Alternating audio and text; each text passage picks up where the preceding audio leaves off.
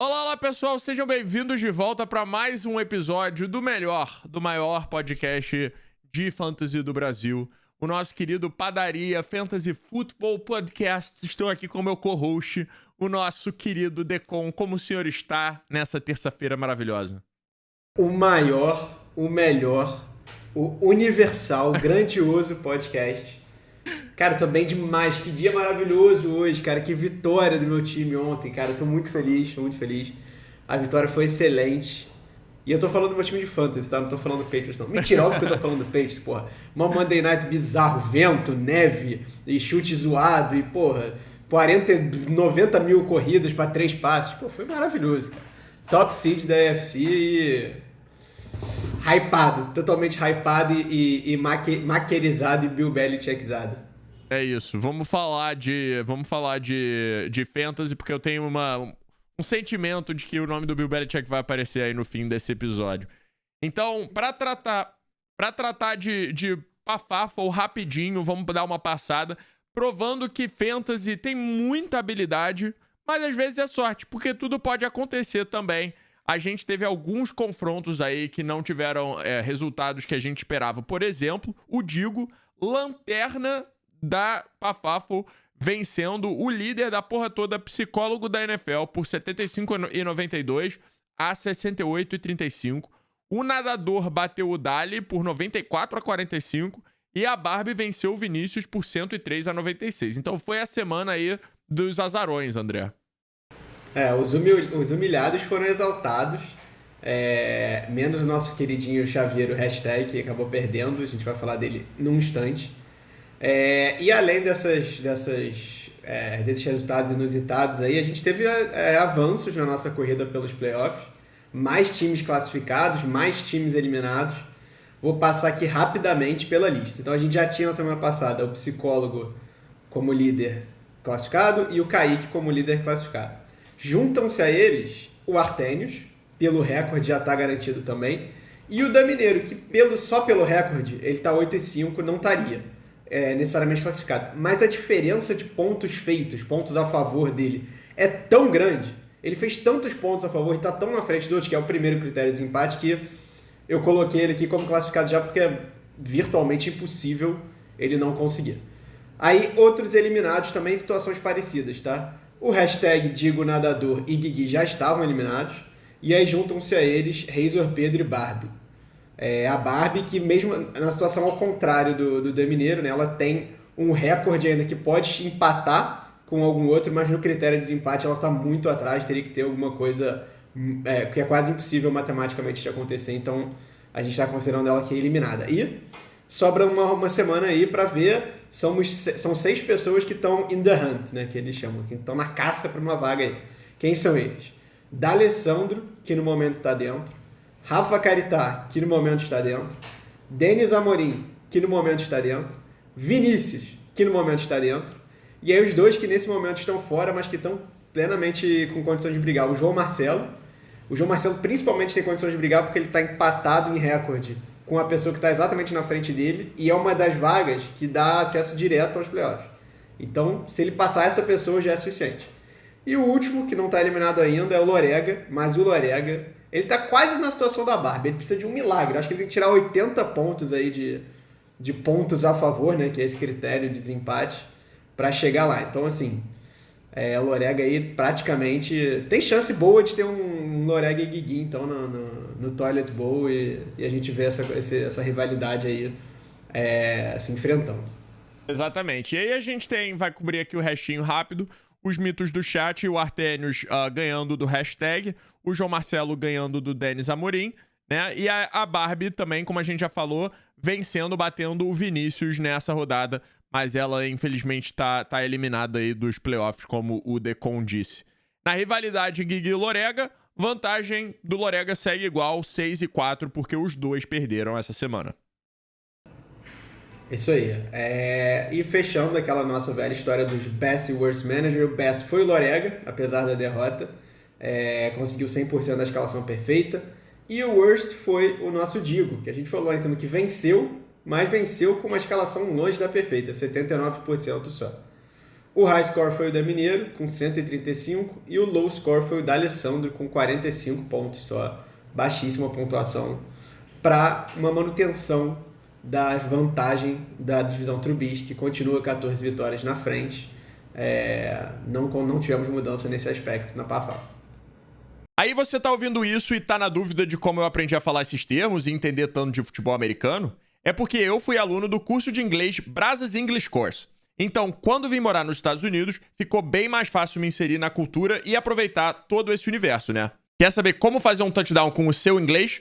Acesse touchdownbrasas.com.br. Então agora para parte de dicas, para parte das nossas opiniões aqui, o nosso Love Hate da semana, o Love Hate da semana, começando, claro, como sempre. Eu não sei o que ele botou, porque que ele botou esse nome aqui, mas vamos ver qual vai ser a explicação pelo QB que o André gosta para essa semana. Cara, eu não me lembro de nenhuma vez, eu vou até puxar aqui pra pensar depois, na próxima episódio a gente fala. Eu não me lembro de ter colocado um QB não polêmico nessa categoria aqui do QB Love. Difícil. Eu gosto, cara. Eu acho que é o lugar certo pra você botar polêmicas, pra você inovar. É verdade. E quem é mais polêmico essa semana do que Trevor Lawrence, quarterback do Jacksonville Jaguars, vai jogar contra os Titans? Maluco. Eu tô doido? Sim, eu tô doido. Não é uma escolha normal. Mas, eu acho curioso dos Jaguars desse ano é que, para fins de fantasy, eles são um time muito difícil de ler. Eles têm uma volatilidade. Assim, pode ter semana que eles estão muito mal, pode ter semana que eles estão bem, tem semanas que eles são medianos, assim, tem semana que você nem lembra que eles jogaram, que ninguém fala nada sobre eles. E assim, eu acho que essa semana é uma boa semana para fazer um teste dessa volatilidade aí, porque eles jogam contra um time dos Titans que vai ter o Julio Jones de volta, ao que tudo indica, né? Ele foi ativado do Injury Reserve essa semana. Deve ter um ataque um pouco mais competente, apesar do Julio Jones estar muito mal, o ataque deve estar mais competente, eu acho que o Léo vai falar sobre isso daqui a pouco. E aí isso significa que, bem ou mal, o Trevor Lawrence vai ter que competir, ele vai ter que pegar a bola na mão, vai ter que lançar. O melhor jogo dele nessa temporada foi contra os Titans. Ele fez, na semana 5, ele fez 20 pontos de fantasy, que é uma ótima pontuação. Não é nada absurdo, não é top 1, mas é uma boa pontuação. Então, se tem alguma chance de se repetir, acho que vai ser essa semana. Então, vamos lá, fazer uma aposta, né? Pois é, e o Decol tava falando aí sobre o meu QB Love. Vai ser o Ryan Tannehill, vai ser exatamente o outro desse jogo aí. Parte pelo Julio Jones, talvez, né, tá voltando aí, o que já dá uma arma, pelo menos, pra ele. E parte por ser simplesmente a defesa dos Jaguars. E é um jogo que tá ficando must win, né? Que tá ficando tem que ganhar pros Titans aí nos playoffs da AFC. Porque como eles estão sofrendo muito com lesões no ataque, o time tá cada vez caindo mais de produção e começa a perigar, não sei se perder a vaga, mas perder talvez a liderança da divisão, que os Colts estão vindo fortes atrás. Então, os Titans estão nesse modo must win, e eu acho que o Ryan Tannehill vai precisar ter um bom jogo contra o fraco time dos Jaguars, né? Para o running back, eu não tenho certeza se o Alvin Kamara volta ou não. Eu vou chutar que não, então o meu running back love vai ser o Mark Ingram contra os Jets. Vocês já ouviram o Decon falando 820 vezes quão ruim é a defesa dos Jets contra o jogo terrestre. Eu acho que o que a gente viu na posição de quarterback nessa última semana com o Taysom Hill mostra o quanto os Saints precisam depender do jogo terrestre a partir de agora. E contra um time como os Jets, eu acho que eles têm capacidade de fazer isso. Então, vai ser o Mark Ingram. E se ele não jogar, vai ser o próximo running back também. Eu acho que os Saints vão precisar muito desse jogo terrestre nesse jogo. Eu vim aqui rapidinho enquanto estava falando para Veto a informação. De acordo com o Sleeper, ele tá out para essa semana, mas eu não sei se eles não atualizaram ainda. Pode ser que Mark Ingram ou o Alvin Kamara? Não, o Alvin Kamara. Tá. Então, para corroborar a sua escolha do Ingram como uma ótima escolha. Beleza. A minha escolha de running back para essa semana é o Javonte Williams, running back dos Broncos, vai jogar contra os Lions. E eu gosto muito desse garoto, assim, eu queria muito, no início lá da temporada eu draftei o Melvin Gordon, e eu falei várias vezes no nosso grupo da NFL, do Fantasy, que eu e o Léo participamos, que eu queria muito que você tivesse uma definição desse backfield, que ou o Melvin Gordon fosse trocado, ou que efetivamente dessem a posição de running back pro Williams, que acontecesse alguma coisa, porque era muito frustrante.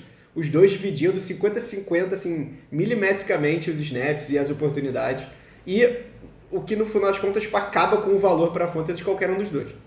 E aí, essa semana, o Melvin Gordon machucou. A gente nunca torce por lesão, claro, mas ele machucou e ficou comprovado que o Javonte Williams é um jogador que tem muito potencial, que é muito bom.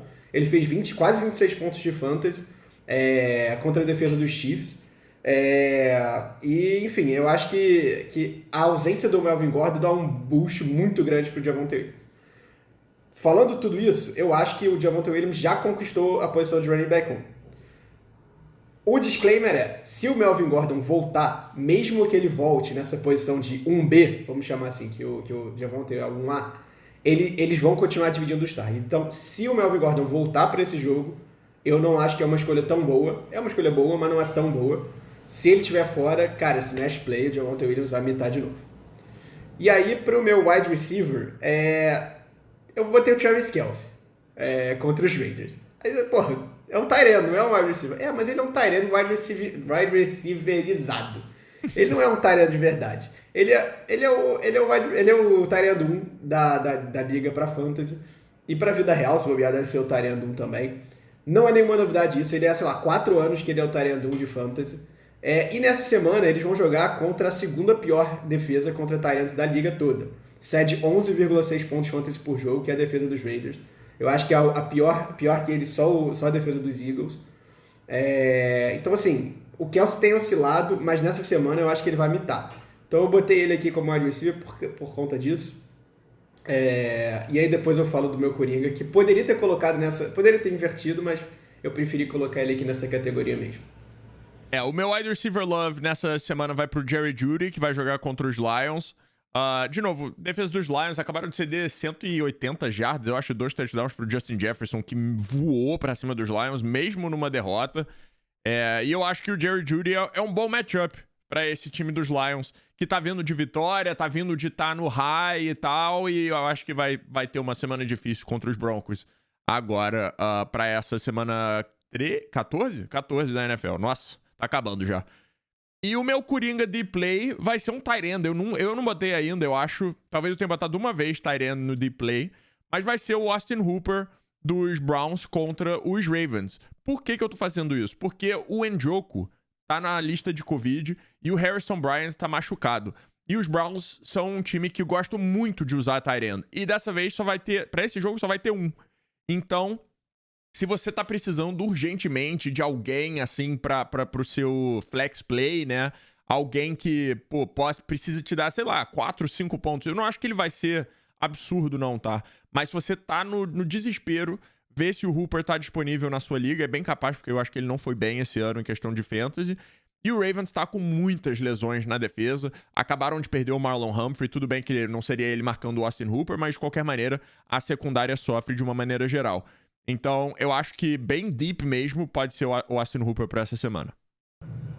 Eu gosto dessa escolha. Eu pensei em botar o Jarvis Landry como wide receiver, mas é difícil confiar no ataque aéreo dos Browns, né? Mas eu acho que a parte de tight end é muito mais fácil de apostar, porque o Baker bem ou mal consegue fazer esses passes mesmo quando está sendo apressado. Então, eu gosto mais da escolha do Hooper do que do Landry, para falar a verdade. E a minha escolha de Coringa e de play, que eu ia botar como wide receiver, eu cheguei a escrever no campinho do wide receiver, mas eu acho que esse cara, ele deixou de ser relevante. Ele foi draftado por muita gente mais ou menos alto. A gente falou muito dele antes da temporada de draft, né? Na preparação para o draft, quem seria o cara dos Texans que você estaria a fim de draftar? Era o único cara, era o Brandon Cooks, wide receiver. Vai jogar contra o Seattle Seahawks essa semana. Então, assim, ele estava alto. Só que esse time do Texans é um desastre tão grande que ele não é mais considerado um wide receiver startable, vamos dizer assim. Mas para essa semana eu acho que ele pode ser um bom coringa, um bom deep play. Essa defesa dos Seahawks é bem desastrosa. Cedem muitos pontos para todas as posições, basicamente. Não à toa estão com um recorde bem ruim essa semana. Óbvio que essa temporada, é óbvio que a lesão do Wilson ajuda. Mas enfim, eles acabaram de ceder 35 pontos de fantasy pro George Kittle. Tudo bem, o George Kittle é um tight end, mas assim, era a primeira opção do ataque aéreo dos 49ers, que perderam o Deebo Samuel, que vinha sendo essa opção. Então assim, eu acho que tem muita chance dele ter um jogo minimamente razoável para fantasy. E aí, Por que eu tô falando isso também? Porque os Texans vão ter que lançar a bola. Quem vai jogar nessa semana, provavelmente, porque o Tyrod Taylor se machucou, é o Davis Mills. Ou seja, o Tyrod Taylor não vai roubar snaps de corrida e aumentar esses snaps de corrida. O Davis Mills não é tão móvel, ele vai ter que lançar a bola. E mais cedo na temporada, quando ele teve que entrar para substituir uma lesão do Tyrod Taylor também, ele deu bastante targets pro Brandon Cooks. Eles tiveram uma conexão ali mais ou menos interessante. Quer dizer, interessante o suficiente para os Texans, né? Tipo, a gente não tá falando de um interessante de verdade, mas enfim. Eu acho que por todas essas razões aí, o Brandon Cooks pode ser uma boa jogada. Boa. E aí, pra ir pro outro lado agora, o outro lado da moeda, o lado do hate, eu vou começar com o quarterback que eu não gosto pra essa semana, que vai ser o Tom Brady. É sempre um risco apostar contra o Tom Brady, eu já fiz isso algumas vezes na minha vida e normalmente ele ganha o Super Bowl. Então eu vou botar pra essa semana especificamente por ser contra o Bills. E assim como o Titans, o Bills eu acho que também está em must-win mode. Tem que vencer. A divisão tá escapando da mão dos Bills. Esse jogo talvez seja... Talvez 2 vezes, mas tudo bem. Talvez esse jogo seja o mais difícil que eles têm pro resto da temporada. Eles pegam os Patriots mais uma vez, então não é um fim de temporada fácil pros Bills. Mas a defesa dos Bills é uma defesa boa. É uma defesa que me surpreendeu o quanto eles não conseguiram parar a corrida contra os Patriots, então isso é um pouco preocupante. Mas eu acho que eles vão se ajustar para esse jogo contra Tampa Bay. E o Tom Brady é um cara que, a gente sabe, depende muito dos números de passe, porque ele não tem o chão de corrida. Então eu acho que... Não que ele vai fazer uma pontuação ruim, mas eu acho que não vai ser muito alta para quarterback. Bom, o meu QB é da nova geração, é o Joe Burrow do Cincinnati, vai jogar contra o 49ers essa semana. O Burrow vem jogando ok, tanto para a vida real quanto para fantasy. Não tem sido explosivo em nada, tem cometido muitos erros, muito turnover. Contra o Chargers essa semana, acho que foram 2 interceptações. Enfim, tem sido mediano. Na melhor acepção da palavra. Acho que ele é o QB 11 da temporada de Fantasy. Então, cara, totalmente mediano. E ele é isso para fins de Fantasy porque ele praticamente não tem jogadas terrestres também. Não é que nem o Jalen Hurts, como o Daniel Jones, como, sei lá, Cam Newton, que do nada ele corre, sei lá, 20, 30 jardas e já faz 3 pontos que, tipo, dá uma ajuda boa. O chão de jardas terrestres do Burrow praticamente é o teto dele, na verdade. Ele não tem muito.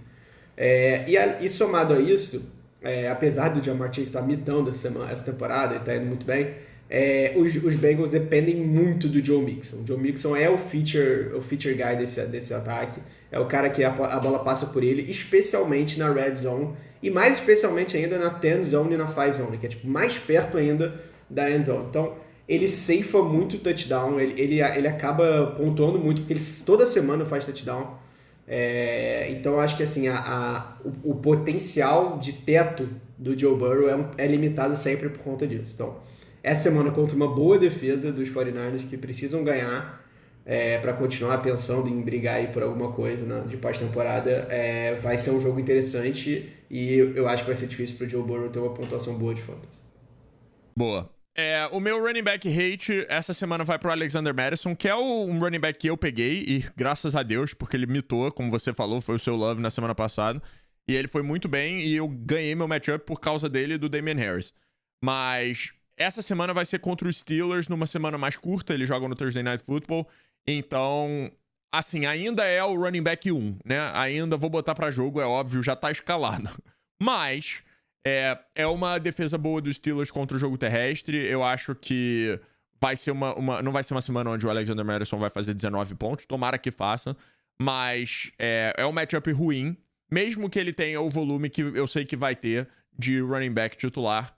Não gosto do matchup exatamente contra os Steelers para essa semana. A minha escolha também é um running back 1 que você não vai tirar do seu time.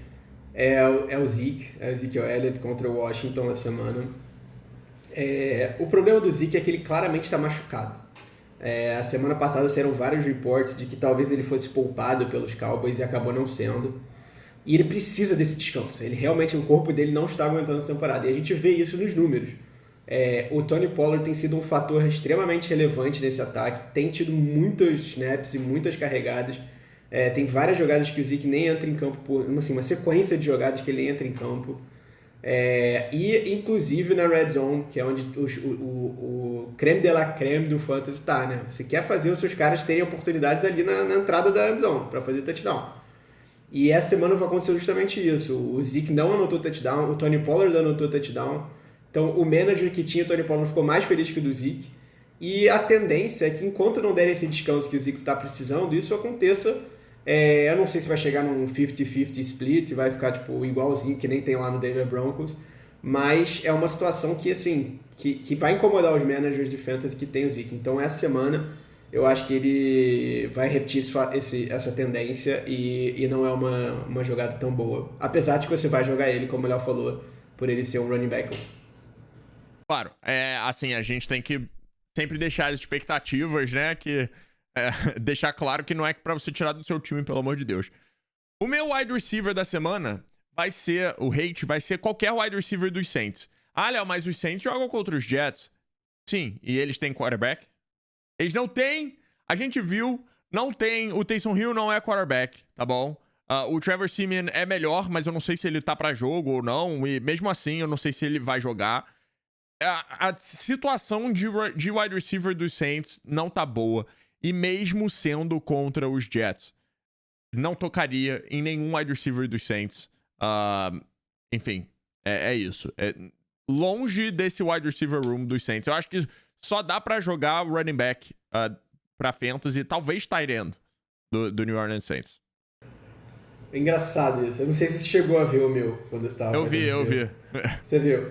Porque a gente acabou escolhendo aí nessa categoria tipo uns 6 wide receivers pelo menos. Porque o meu wide receiver hate é qualquer wide receiver dos Giants.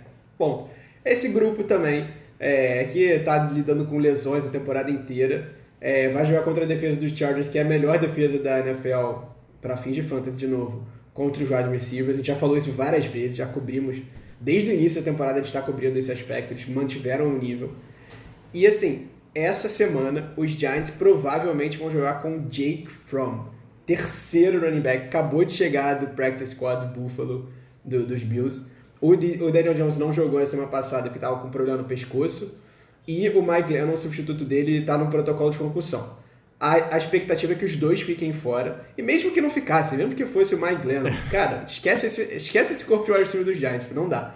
Assim, é uma receita pronta pro desastre. E eu parei pra pensar mais cedo, talvez, muito talvez, alguém que eu escalasse no meu time, sei lá, tipo, cara, dá vontade de vomitar, assim, tipo, pausa pro vômito, você bota ele lá, você vomita, você se limpa, você pensa de novo, você vomita de novo, você se limpa e aí você fala, putz, talvez eu consiga colocar.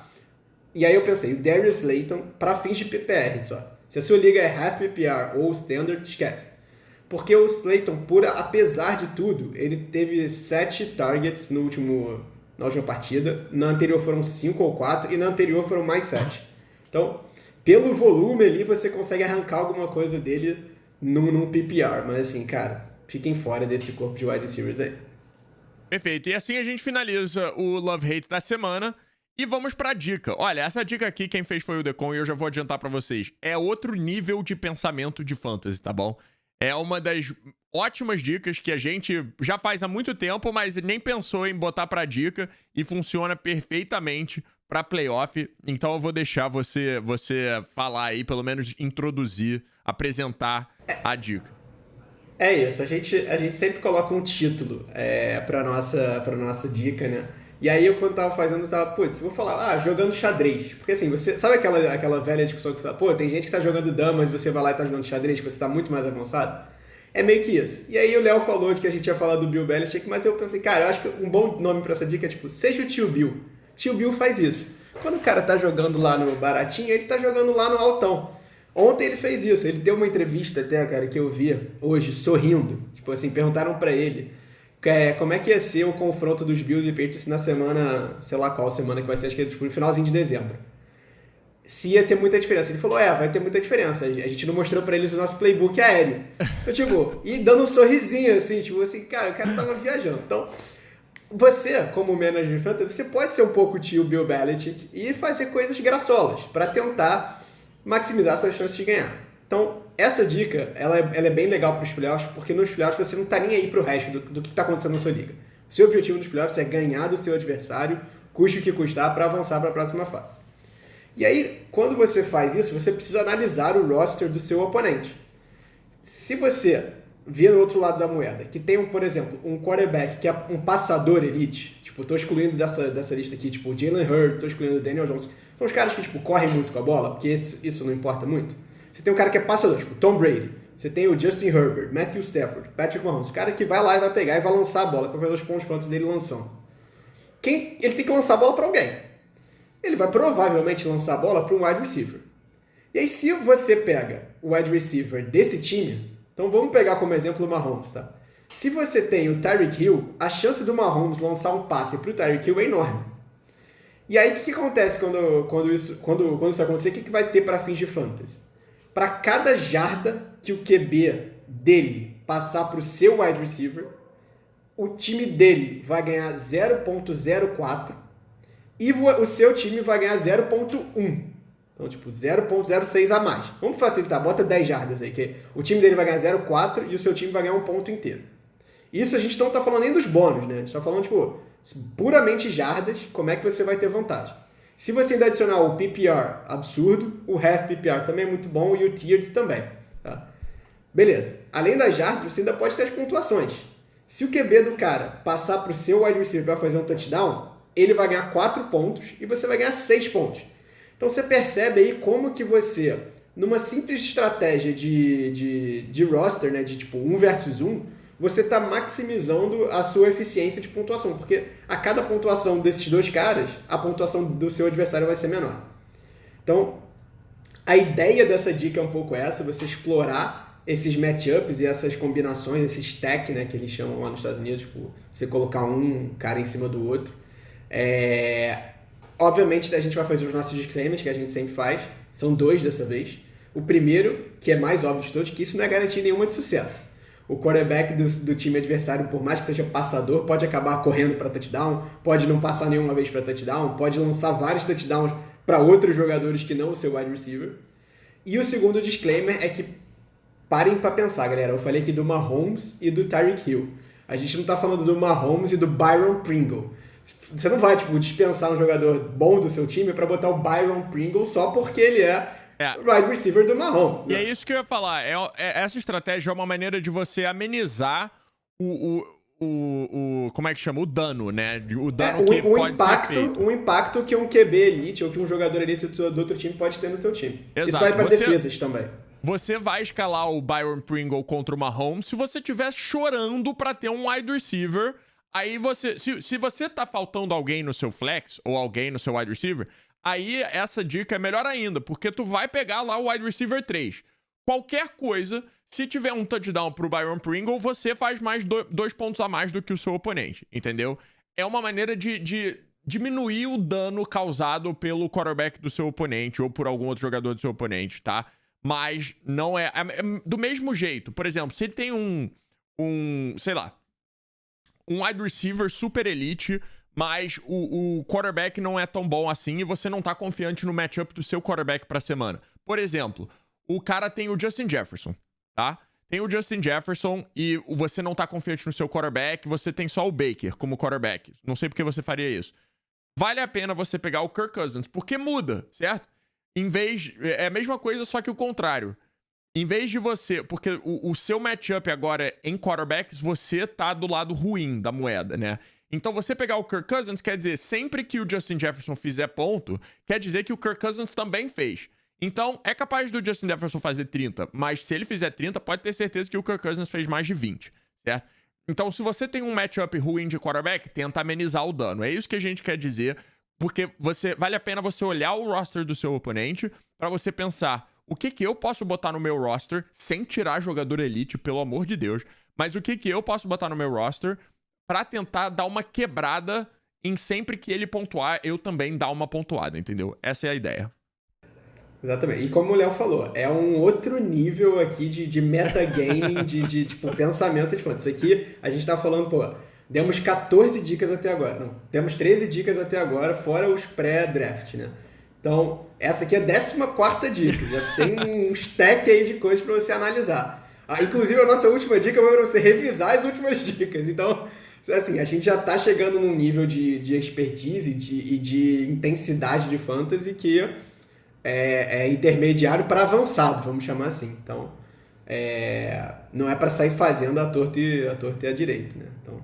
Exatamente. Então, assim a gente encerra o nosso episódio do Padaria Fantasy Football Podcast, o nosso episódio 16 já, semana 13 da NFL, indo pra semana 14. Tá acabando, mas a gente fica por aqui. Espero que vocês tenham curtido. Deixa o seu like, se inscreve, segue no Spotify, blá, blá, blá, blá, deixa um comentário.